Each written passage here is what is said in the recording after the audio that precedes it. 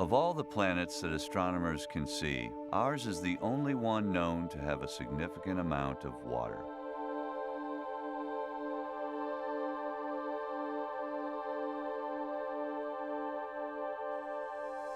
And of the great land masses here, only a few have great rivers that bring life-giving water across long distances.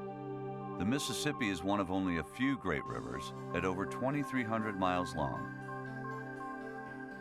Its watershed, the area drained by the river, covers 1.2 million square miles in the United States and Canada, nurturing plants, animals, and human beings. Those who know this river best know very well the power of the river.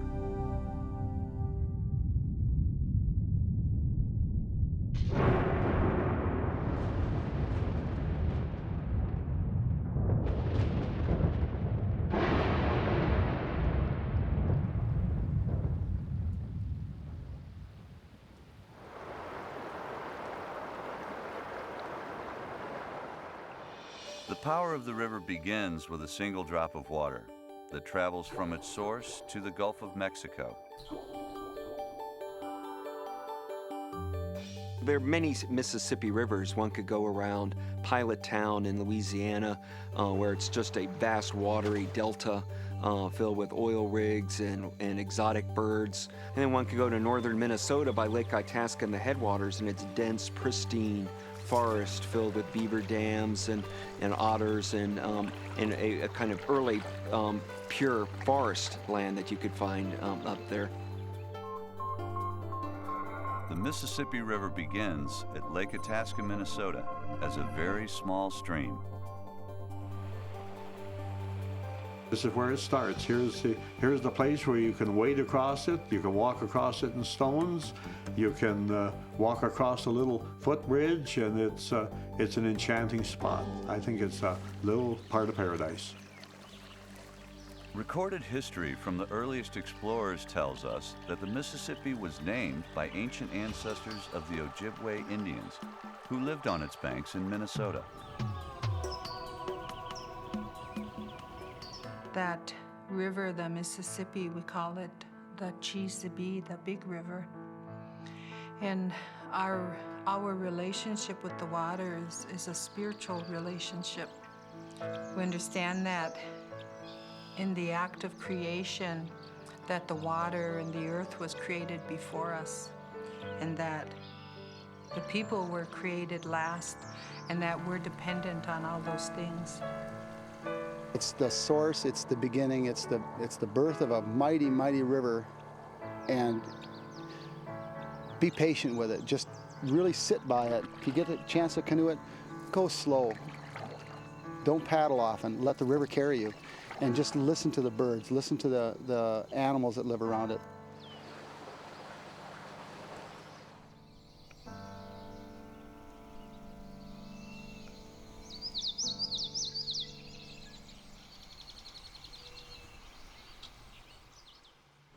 As the Mississippi continues on its journey southward, its life-sustaining power can be seen at St. Anthony Falls, the largest waterfall on the river, with a drop of nearly 49 feet. In the 1800s, these falls provided power for scores of lumber and flour mills, prompting the growth of industry and giving rise to the city of Minneapolis. Well, the Mississippi River is what creates the breadbasket that feeds our country. The Mississippi River really serves as the bloodline of America. Whether you're in Iowa or Illinois or anywhere along the river, it's fertile valleys that come off of it, and it feeds our people. It creates the agricultural abundance of North America, which allows us to feed ourselves. I farm with my wife and my 3 adult sons, and my sons are at least the 4th or 5th generation to farm in this valley. The soils around here were all laid in by the river, so the river is a big factor on our farming here in the valley. Our volume would approach 600,000-700,000 bushel. That amount of production from our farm would probably equal 10, 12, maybe as much as 15 individual barges. The Mississippi River is great because it's centrally located in the United States. It runs right through the breadbasket of the United States, where grain is produced, so it's a logical place to ship grain on. The Ohio River runs in, brings coal in. The Illinois River brings more grain in. They all run together to form the Mississippi River system. It's a great river system. Throughout time, the power of the river has dramatically shaped the land around it. Continuing our journey down the upper Mississippi, we encounter great bluffs carved from solid rock. These bluffs help define the floodplain. Flowing alongside these stone walls, the river follows a course set by glaciers thousands of years ago during the Ice Age. Along the bluffs lies Hannibal, Missouri, an old river town once favored by steamboat pilots and crews, and the birthplace of Samuel Clemens, better known as Mark Twain.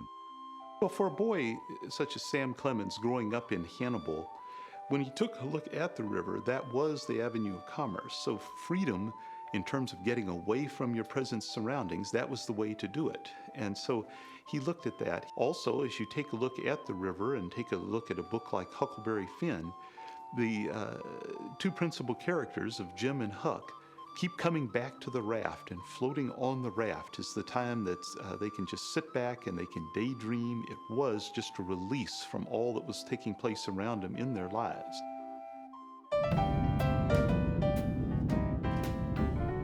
Worked on the river all my life. Started on the boats as a popcorn popper and calliope player and hot dog salesman, and ended up being in the pilot house.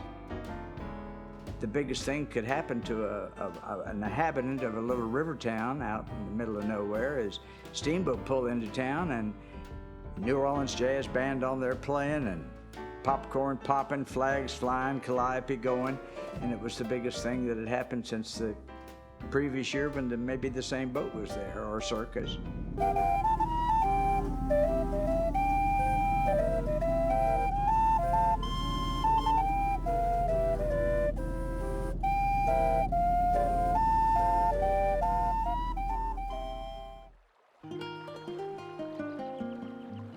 Every great river is part of an ecosystem, and the adjoining wetlands are critical to maintaining that ecosystem.